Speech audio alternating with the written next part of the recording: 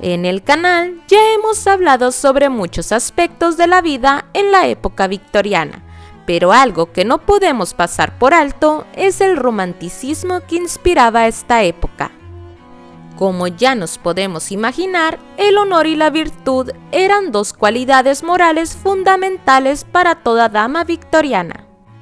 Cualquier descuido inapropiado o desliz ponía en riesgo la reputación de una mujer, a tal manera con consecuencias irreversibles para su futuro. También ponían en riesgo la honra de su familia, así como la de sus hermanas menores.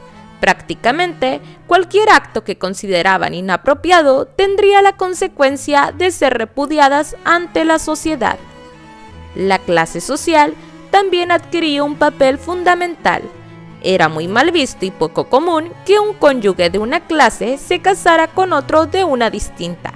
Según los manuales de cortejo en la época victoriana, una persona cultivada no podría encontrar la felicidad al lado de una persona inculta, pues acabaría por aburrirla y buscar la diversión fuera del matrimonio. Y aunque la economía y la clase social era importante, también lo era el carácter de la persona.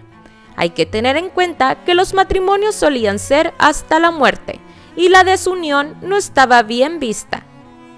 Y aunque un cónyuge se quisiera divorciar, tenía que tener pruebas muy sólidas. Sin embargo, casi siempre estas eran desestimadas. Por esta razón se utilizaba el cortejo, para alargar el tiempo de conocer al futuro cónyuge. Así que para que una joven casadera lograra llegar a casarse era todo un proceso. En las clases altas era común que las jóvenes accedieran al cortejo alentada por sus familiares. Se organizaban bailes, veladas y juegos, y otros eventos donde podían ser el centro de atención, así como también mostrar su belleza o lucir sus hermosos vestidos. También demostrar a la sociedad sus estatus sociales. También podían lucir su educación y sus cualidades, como tocar el piano o cantar. Los bailes eran el lugar donde las damas se ofrecían a la sociedad y donde se permitía un mínimo contacto. En alguno de estos eventos había varios juegos populares en la época, como por ejemplo el juego Crably, muy parecido al Twister, pero adaptado para esta época. Consistía en que los jugadores tenían que hacer un círculo y tomarse de las manos, con cualquiera menos con las personas de los lados. Este juego requería mucho contacto físico y habilidad para deshacer el nudo de las manos sin soltarlas. Otro juego era el de la improvisación. Se trataba de crear una historia. Un jugador comenzaba y mencionaba varios personajes que luego eran asignados a los demás, al nombrar uno de los personajes correspondientes a otro jugador. Este debía continuar la historia y así sucesivamente hasta terminarla. Lo único que había que tener era mucha imaginación. Y así como estos juegos, existían muchos y cada uno de estos era adaptado para los eventos y clases sociales, ya que algunos victorianos este tipo de contacto lo consideraban irrespetuoso. En esta época, todas las jóvenes victorianas tenían que ser acompañadas por una chaperona, que vigilaba en todo momento que todo se diera con el máximo decoro. Incluso los hombres no podían acercarse a una dama sin que antes los hubieran presentado por una tercera persona, una que conociera a ambos, para que el encuentro se diera de buenas maneras. O mínimo, debía presentarse con una tarjeta que daba a la propia chaperona. Si la dama aceptaba, el hombre expresaba su deseo de volver a verla. Si devolvía la tarjeta, era una negación total. Estas tarjetas de coqueteo victoriano eran más comunes que los caballeros las obsequiaran a las damas de su interés. Sin embargo, hay casos únicos que también muestran que algunas mujeres solteras también optaron por tomar la iniciativa. Muchas tarjetas incluían la petición de devolverla si la propuesta era rechazada. Un tema muy común en las tarjetas de acompañante era que si el hombre no podía acompañar a casa a una dama, se conformaría con sentarse en una cerca para verla pasar. O en el caso de esta otra tarjeta, exagera con mucho humor todo lo que un hombre estaría dispuesto a pasar por acompañar a una dama a su casa. Y esta otra tarjeta de un caballero más atrevido dice millonario de mala reputación. Una tarjeta muy atrevida y ostentosa como para llamar la atención de una dama. Pero con esta variedad de tarjetas con estilos y personalidades de sus obsequiadores se podían dar una idea de si querían arriesgarse a conocer al caballero. Si la chica encontraba a alguien de su interés, se lo haría conocer a su familia, e igualmente, cuando un chico empezaba a pretender a una chica, debía de darle exclusividad. Era censurable darle falsas esperanzas a una joven inocente. Esto era una norma victoriana muy estricta. Ya con ambos jóvenes decididos se pondría en práctica el cortejo, que también estaba muy controlado por los padres de los jóvenes. Por ejemplo, el hecho de que un caballero haya sido presentado a una dama con el propósito de bailar no significa que pudiera suponer que le hablaría en todo momento o lugar. Si el caballero le ofrecía a una dama acompañarla a casa y ella aceptaba, esto no significa que irían solos. Eso era inaceptable. Por supuesto que tenía que ir un familiar o la chaperona de la joven. Y en cuanto a las citas victorianas, siempre tenían también que estar supervisadas por algún familiar a menos que estuvieran comprometidos.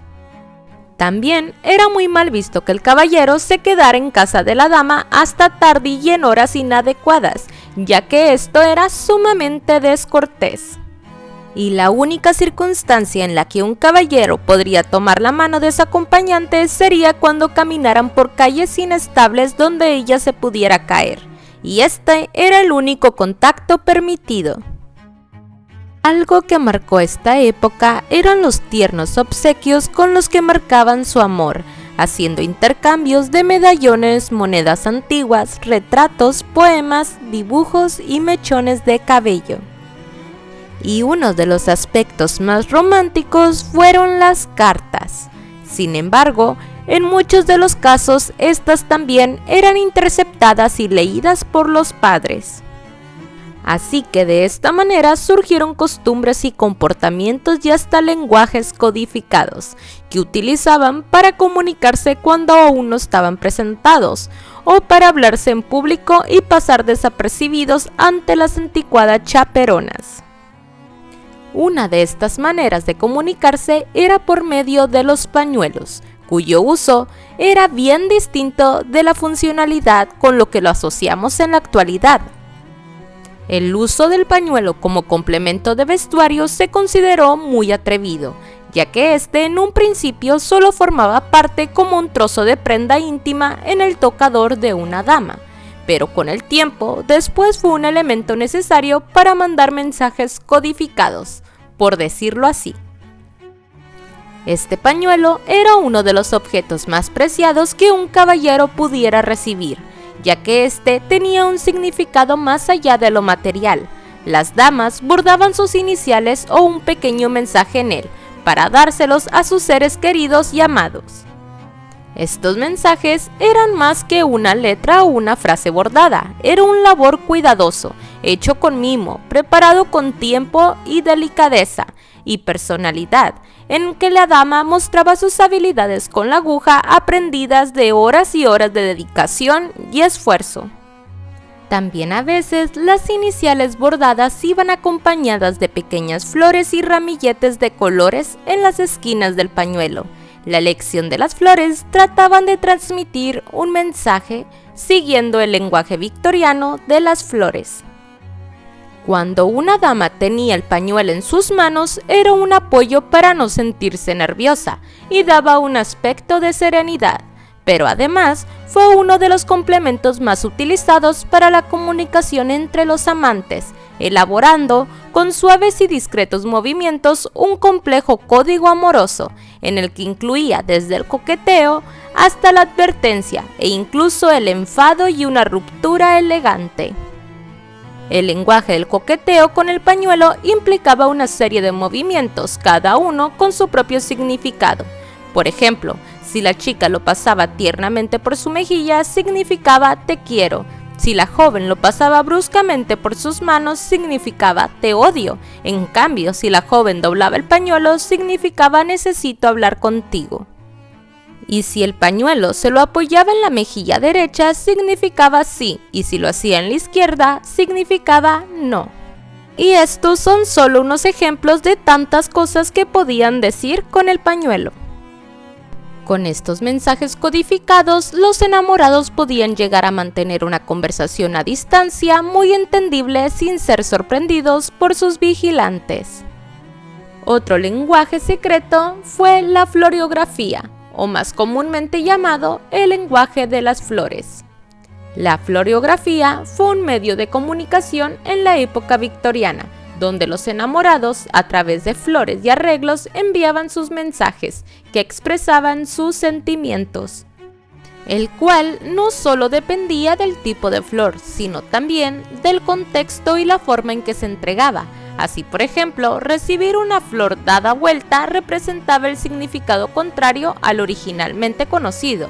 La forma de entrega era otro mensaje codificado. Recibir con la mano derecha era una respuesta afirmativa, mientras que recibir en la izquierda suponía una negación. De esta forma, las señales enviadas podían llegar a ser tan complejas que de hecho en el siglo XIX existieron diccionarios de flores para poder identificar el significado de cada una. Estos son los significados de flores más conocidas. Los jacintos significaban celos. Las flores de azahar significaban pureza, inocencia y amor eterno. Las azucenas significaban corazón inocente. Las camelias, un te querré siempre. Y los guisantes de olor significaba eres muy injusta. Además, podían significar oraciones enteras, como el girasol amarillo, significaba eres mi sol, solo tengo ojos para ti, y como el girasol yo me giraré siempre hacia ti. También estaba el arte del uso de los abanicos. Las mujeres mostraban sus sentimientos sin palabras usando gestos elegantes con el uso del abanico. Esta práctica era muy usada en el cortejo en la época victoriana. Daba como resultado un idioma tan complejo como el de las flores. Y lo mismo pasaba con las sombrillas, que conformaban significados diferentes según su uso. Abrirla rápidamente significaba que tuviera esperanzas, y sostener la sombrilla cerrada en el brazo derecho significaba indiferencia. Entre todo esto, se fueron creando muchos lenguajes con más objetos como libros, sombreros y hasta lápices. El hombre que deseaba casarse debía negociar con los padres de la novia. Si los padres aceptaban la petición, durante el cortejo ambas familias ya estaban poniéndose de acuerdo en la aportación de la dote de cada futuro contrayente. Pero en la mayoría de los casos, el amor no tenía relevancia, hasta el punto que se argumentaba que el amor venía después del casamiento. Y aún con todo este romance de pañuelos y códigos secretos, la verdad es que la práctica habitual en esta época, y aún en la actualidad en algunos lugares del mundo, era la de los matrimonios arreglados, sin que los jóvenes opinaran al respecto. Las parejas en su mayoría se casaban por conveniencia de las familias, para luego ellos intentar forzar el amor matrimonial y la felicidad, y llegar a formar una familia modelo. Y solo si se tenía suerte, acababan enamorándose de su cónyuge. Y hasta aquí con este video de hoy, espero les haya gustado y si fue así, no olvides suscribirte y dejar tu like. Hasta la próxima.